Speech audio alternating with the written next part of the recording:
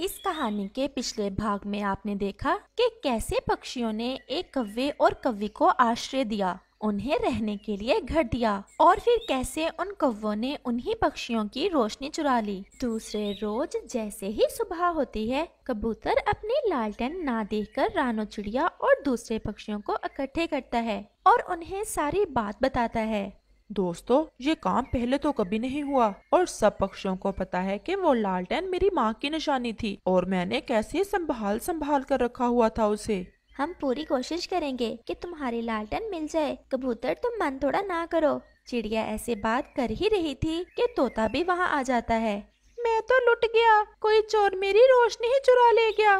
सुन लो, तोते को भी उल्लू बना गया वो चोर। अब तो उस चोर को ढूंढना ही होगा। तुम सब पक्षी हो तो बहुत सियाने, लेकिन इतना भी सोचो कि वो चोर अगर इसी बस्ती का है तो आज रात जैसे ही वो चोरी की लालटेनों को अपने घर में जलाएगा तो हम पकड़ लेंगे उसे। गौरी बहन की बात तो ठीक है, वो जरूर उन लालटेनों को जलाएगा और फिर पकड़ा जाएगा। और फिर सब पक्षी अपने अपने लिए भोजन की खोज में निकल जाते हैं। कालू, ये सब पक्षी तो बहुत बुद्धू हैं। वो कैसे गौरी?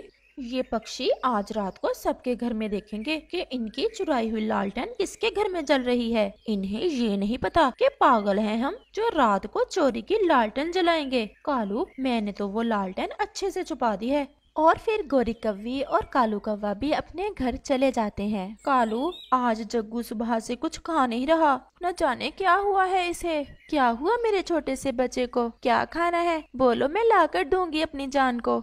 माँ, मुझे कुछ नहीं खाना, बस मेरे पंख में दर्द हो रहा है। माँ, मुझे किसी डॉक्टर के पास ले जाएं। अब दर्द बहुत ज्यादा हो रहा है, मुझसे बर्दाश्त नहीं हो पा रहा। हाय, मैं मर गई कालू, अपने जग्गू को तो तेज बुखार भी है। इस जंगल के वैजी का तो मुझे नहीं पता कि कहाँ बैठता है।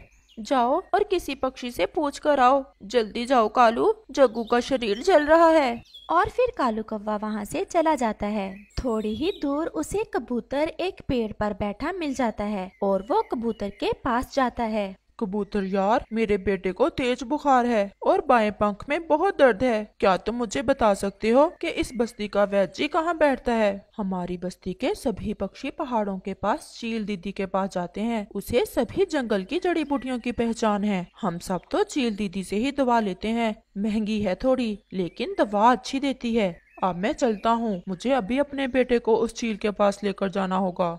कव्वे यार, मेरी लालटेन चोरी हो गई है रात से। मैं तो उसे ढूंढ रहा हूँ, वरना मैं तुम्हारे साथ जरूर जाता।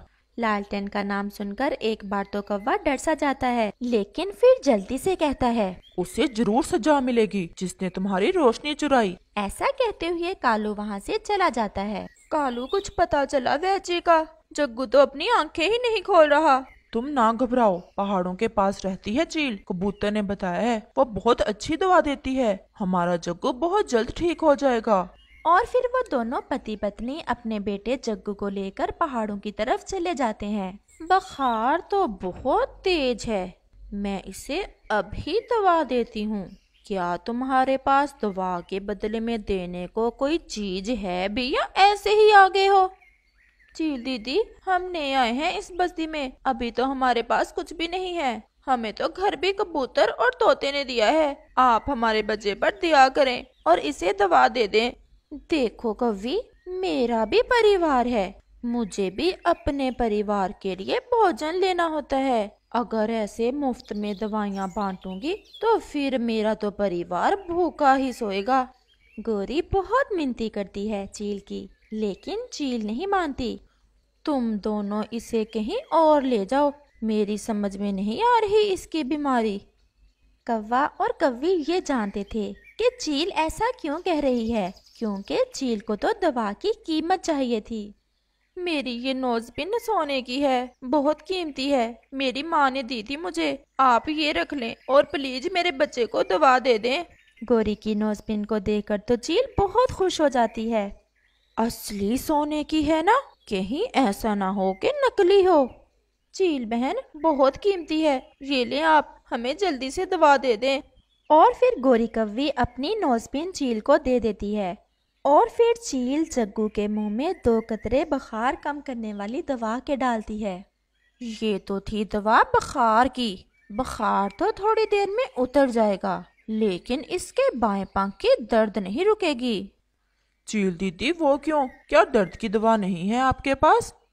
है, लेकिन बहुत महंगी है, क्योंकि तुम्हारे बेटे के दिल में दर्द हो रहा है। इसे अगर जल्दी से दवा ना दी गई तो इसे हार्ट अटैक भी हो सकता है। मेरा बच्चा, मेरा जग्गू, मैं बचा लूंगी अपने बच्चे को। दीदी वो दवा कितने में मिलेगी? 100 दाना चावल का, या फिर बदले में कोई और कीमती चीज? हम अभी बंदोबस्त करते हैं, जो चाहे ले लो, बस हमारे बच्चे को बचा लें। तुम इसे घर ले जाओ और जैसे ही दवा की कीमत का बंदोबस्त हो, दवा ले जाना। उसे देते ही ये ठीक हो जाएगा। और फिर कव्वी और कव्वा अपने बेटे को लेकर अपने घर चले जाते हैं। और फिर रात हो जाती है। कबूतर, तोता और चिड़िया पूरी बस्ती में सबके घर में देखते हैं, लेकिन उन्हें कहीं भी तोते और कबूतर की लालटेन नहीं दिखाई। और फिर वो एक पेड़ पर बैठ जाते हैं। वो तो कोई पक्का चोर है। वो कौन सा पागल है, उसे भी पता है कि अगर लालटेन रोशन करेगा तो पकड़ा जाएगा। रानो, सुबह मुझे कौवा मिला था, बता रहा था कि उसका बेटा बहुत बीमार है। चलो उसे देख कर आते हैं कि अब कैसा है वो। और फिर वो तीनों कौवे की तरफ चले जाते हैं। कालू, अब तो रात हो गई है, क्या सुबह जग्गू की दवा का बंदोबस्त हो जाएगा? गौरी, ये तो सुबह ही पता चलेगा, लेकिन अगर 100 दाने चावल ना मिले तो वो चील दवा नहीं देगी। कालू, वो लालटेन तो अच्छे से छुपाई हुई है ना, कहीं ऐसा ना हो के पकड़े ही जाएं। हमारा बेटा मर रहा है और तुम्हें फिक्र है उन लालटेनों की? शर्म करो। और फिर वहाँ तोता, कबूतर और चिड़िया आ जाते हैं। हमें तो कबूतर भाई ने बताया जग्गू का अब कैसा है। बुखार तो ठीक है, लेकिन दर्द नहीं रुक रहा। चील दीदी बता रही हैं कि दिल का दर्द है, अगर इसे दवा ना दी तो हार्ट अटैक हो सकता है। हाय रे भगवान, ये तो बहुत बुरा हुआ। चील के पास दवा तो है, लेकिन बदले में 100 दाने चावल या कोई कीमती चीज मांग रही थी। मेरे पास तो मेरी एक नोज पिन ही थी, वो तो मैंने उसे देकर बुखार की दवा ली है। सुबह हम कुछ ना कुछ कर लेंगे, तुम अकेले नहीं, हम सब साथ हैं तुम्हारे। अगर भगवान ने चाहा तो तुम्हारे बेटे को दवा भी मिलेगी और ये ठीक भी होगा। और फिर वो सब वहाँ से चले जाते हैं। माँ, मेरे बहुत दर्द हो रहा है। माँ, मैं मर रहा हूँ। लेकिन गौरी तो बस रोए ही जा रही थी। गौरी, इस बस्ती वालों के लिए रोशनी से कीमती कोई चीज नहीं है। हमने जो लालटेन चुराई है तोते और कबूतर की, क्यों ना हम वो सुबह ले जाएं चील के पास और उसे देकर अपने जग्गू की दवा ले लें। कालू, ये ठीक है, ऐसे तो चील जरूर मान जाएगी। और फिर ऐसे वो सारी रात अपने बेटे के पास बैठे रहते हैं। और फिर सुबह हो जाती है। कालू और गौरी वो लालटेन लेकर उस चील की तरफ उड़ते हैं। थोड़ा तेज उड़ो गौरी, कहीं कोई पक्षी हमारे पास ये लालटेन ना देख लें। और फिर वो चील के पास पहुंच जाते हैं। चील दीदी, ये 2 लालटेनें रख लें आप और हमें दवा दे दें। क्या ये दोनों ठीक है, कहीं खराब तो नहीं? नहीं नहीं दीदी, एक की रोशनी हरी है और दूसरी की लाल। ये बहुत सुंदर रोशनी देती हैं। कबूतर, क्या तुम्हारे पास हैं कुछ चावल? अगर हैं तो हम वो चील को देकर कव्वे और कव्वी के बेटे की दवा ले आते हैं, वो बहुत रो रहे थे। चिड़िया, मैं तो 2 दिन से भोजन लेने भी नहीं गया, मैं तो कल से अपनी लालटेन ही ढूंढ रहा हूँ। कबूतर भैया, लालटेन से याद आया, मेरे पास भी तो लालटेन है, हम वो लालटेन ही चील दीदी को देकर दवा ले आते हैं जग्गू की। हाँ चिड़िया, हमें उनकी मदद जरूर करना होगी, क्योंकि हमारे सिवा उनका और कोई भी नहीं है इस बस्ती में। और फिर कबूतर और चिड़िया अपनी लालटेन लेकर चील की तरफ चले जाते हैं। अरे गौरी और कालू, तुम भी यही हो? मैं तो अपनी लालटेन देकर चील दीदी से दवा लेने आई थी तुम्हारे बेटे की। इन्होंने तो पहले ही मुझे 2 लालटेनें दे दी हैं, मैं बस दवा बना ही रही हूँ। अरे, ये तो मेरी लालटेन है और दूसरी तोते की। मेरी लालटेन मिल गई। लेकिन कव्वे और कव्वी, क्या ये चोरी तुम दोनों ने की थी? वो तो खामोश बैठे थे और डरे हुए थे, ऐसे में तोता भी आ जाता है। मैंने कर लिया, मैंने कर लिया। ये ले चील दीदी, पूरे 100 दाने हैं चावलों के, और अब कव्वे और कव्वी के बेटे को दवा दे दें। तुम्हारा बेटा बहुत बीमार है, हम तुम दोनों से कोई सवाल नहीं पूछना चाहते। तुम ये दवा लो और जल्दी से अपने बेटे को दो और चले जाओ यहाँ से।